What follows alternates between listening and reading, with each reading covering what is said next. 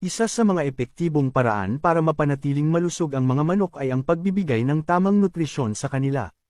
Ang tamang pagkain ay nagsisiguro na may sapat na lakas, resistensya, at tamang paglaki ang mga manok mo.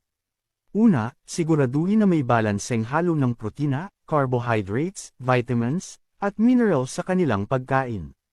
Ang mga feeds na may mataas na kalidad ng protina tulad ng soybean meal, fish meal, at corn ay mahalaga para sa pagbuo ng muscle at pagpapatibay ng katawan. Ang carbohydrates naman mula sa grains tulad ng mais at trigo ay nagbibigay ng sapat na enerhiya para sa kanilang araw-araw na aktibidad. Huwag ding kalimutan ang mga bitamina at mineral tulad ng calcium at phosphorus na mahalaga para sa malakas na buto at magandang kalidad ng itlog. Siguraduhin din na may malinis at sariwang tubig sa lahat ng oras. Ang dehydration ay mabilis na makakaapekto sa kalusugan ng mga manok kaya dapat laging available ang tubig, lalo na sa mainit na panahon. Bukod sa feeds, pwede ring magbigay ng gulay at prutas bilang natural na source ng vitamins at minerals.